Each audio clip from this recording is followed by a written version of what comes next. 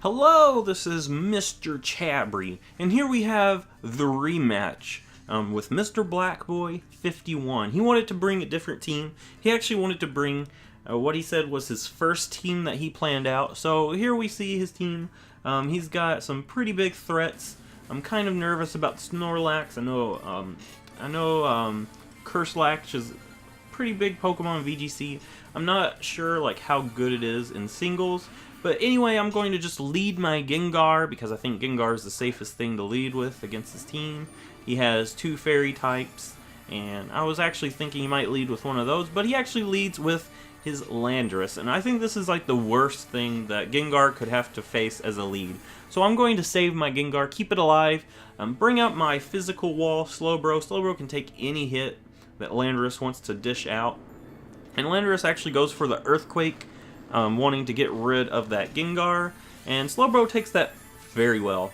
Slowbro is just really nice, really bulky, and I'm not too worried about that much damage on Slowbro because it does have Regenerator. Even this U-turn isn't going to be doing that much to it, and Slowbro is just in a good position. He actually brings out the Snorlax now, so I'm kind of nervous. What does Snorlax want to do? I just go for Ice Beam because I just want it to get some damage on Landorus, and it actually gets a little bit of chip damage on the Slowbro. So now I've got the Slowbro here staring at me in the face. I'm kind of nervous. I don't know what Slowbro wants to do. He actually goes for the Curse, and I'm kind of worried because I was hoping he wouldn't go for this. I actually went for Slack Off, and I basically just gave Snorlax a free Curse, and I'm kind of upset with that now, but I mean, I got my health back for my Slowbro. I was just wanting to scout, see what he does, but he's now setting up in the face of my Slowbro. So what I'm going to do now is bring in Hitmontop. I don't want to go for Scald because I know a lot of Snorlaxes have Facade, as he just goes for another Curse.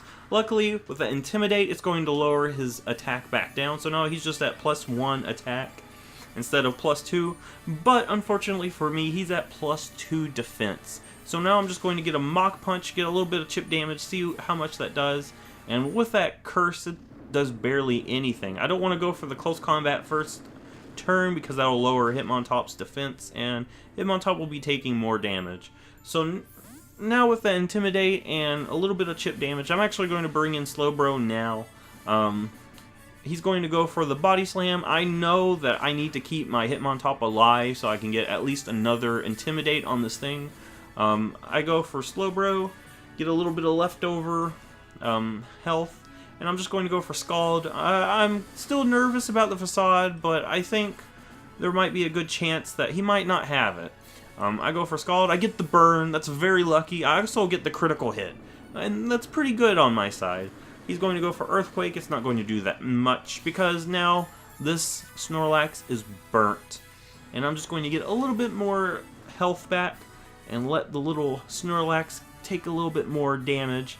I'm in a good position, I feel. So now I'm actually going to switch back into my Hitmontop, get another Intimidate, and put a little bit more pressure on the Snorlax. So now Snorlax's attack is lower, but unfortunately for me, this Snorlax has Resto Chesto. So now he's going to get all his health back. He is no longer burned. He still has all that defense boost, even though now he's back at base attack. And I'm kind of nervous. I'm just going to fire off a Close Combat, try to get as much damage as I can. And with both of those curses, it's not even going to do half. So I'm kind of nervous about the Snorlax. And on top of that, he actually gets another curse. So I'm kind of nervous, but luckily, I'm in a position where I can fire off another Close Combat. I want to get as much damage as I can. I know he could easily go for Rest, get all that health back, and I'm actually hoping that he attacks my Hitmontop so I can bring in something to revenge kill the Snorlax, because looking at it, there's not much that Hitmontop is doing. So now Hitmontop goes down. I feel good about that. Now I can bring in Vikavolt and fire off a Thunderbolt or whatever I need to fire off on this thing, and it should finish off the Snorlax. And I actually go for the Bug Buzz because he does have that Landorus, and I don't want him to freely switch in the Landorus on my Choice Specs Thunderbolt. And now he also got the Garchomp, and so he's got 2 ground types. That's why I locked myself into Bug Buzz. So now I'm going to keep my Vikavolt alive because it's a pretty good Pokemon here. As he brings in his Garchomp, I bring out my Slowbro, my Physical Wall, and he reveals that this is a Mega Garchomp. So I don't see that many Mega Garchomps running around, because Garchomp has better speed than Mega Garchomp, but Mega Garchomp does have very, very high attack and pretty decent defenses too. So now he's got a Swords Dance. He's going to go for an Earthquake. Even though Slowbro is my Physical Wall, it's not going to take that very well at all. And I'm actually going to go for the Ice Beam, hoping to do enough to take out this Garchomp. But unfortunately for me, since Garchomp has better special defense, he actually lives that. So now I don't want to switch anything in on this thing. He did go for Earthquake. I could bring in my Vikavolt, but I know Vikavolt would probably go down to whatever he wants to do. And I was actually expecting him to go for like a Dragon Claw or something safe like that. So now I bring in my own Garchomp. I know my Garchomp is faster than his, and he seems to know that too, so he actually switches out his Garchomp to keep it alive. Here, I actually have Outrage on this Garchomp, and I didn't want to lock myself into that. So instead of locking myself into Outrage, I just go for the Draconium Z, the Devastating Drake, just in case after I take out his Mega Garchomp, he wants to bring in his Gardevoir. But he actually brings it in here, and doing that, he gets to keep his Garchomp alive, and I waste my Z move there. But, I mean, I think that was the best play in my hands, because I didn't want to lock myself into Outrage, if I went for Earthquake, he could have freely switched in Landorus. So I think that was the safest play. Go for that. Even if he brought in Gardevoir, I'm not locked into Outrage. I can fire off with a Poison Jab. So he's got a Calm Mind. I'm not too worried about that because Garchomp is faster. At first I was kind of worried that this thing might be Scarfed, but it isn't. And his Waifu actually goes down to the second Poison Jab. I take some Rough Skin damage since it traced my Rough Skin. And now he's going to bring in his Milotic here. And Milotic is one of those Pokemon that I know is very bulky. I want to keep my Garchomp alive because my Garchomp is the best answer to his Garchomp. So now I'm going to bring in my Sharpedo. Sharpedo should be able to take whatever he wants to do. And he actually reveals that he has the Icium Z. So now my Sharpedo is going to take an Ice move, a Sub-Zero Slammer. It's not going to do that much because Sharpedo does resist Ice-type moves. But looking at that, yeah, that would have completely destroyed Garchomp. Even just a normal Ice Beam would have destroyed Garchomp. So Sharpedo takes that pretty well. There's no reason to switch out here. I need to get Protect to get some speed boost up. And I think Sharpedo, looking at this, Sharpedo might be able to take out a lot of his Pokemon. So now I get the speed boost. Sharpedo's in a good position. And he's going to actually switch out his Milotic, keep it alive, and bring in his Tapu Koko. So, yeah, he probably did that expecting me to go for the Crunch.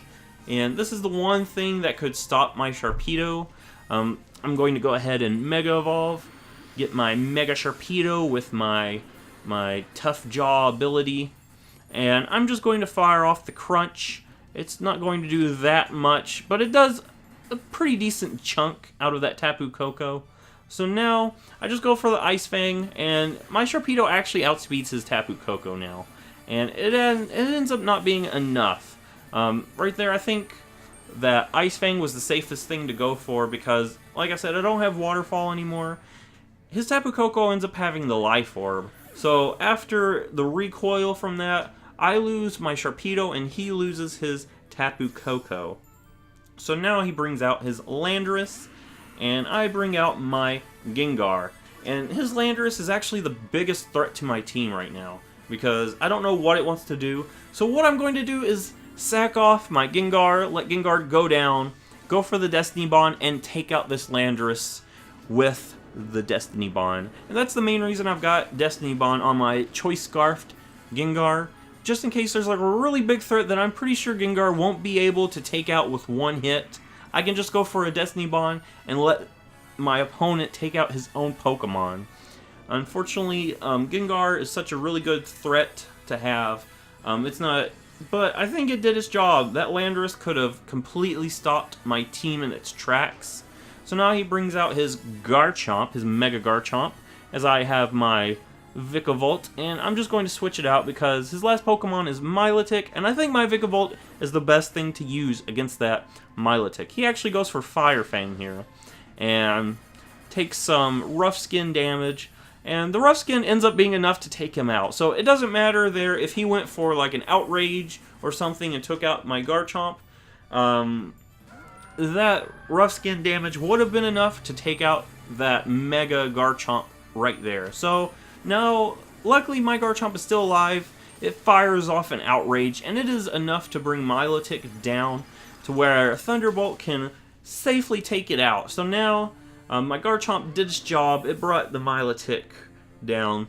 The electricity is going to disappear, unfortunately. But Vikavolt still has this in the bag. There's not much that Milotic can do to Vikavolt, and it ends up going for a cover, trying to get enough health to live a Thunderbolt. But this Vikavolt is a Choice Specs Vikavolt, and that's not going to stop it from Thunderbolting this Milotic and taking it out. So looking at that, that was a really good battle.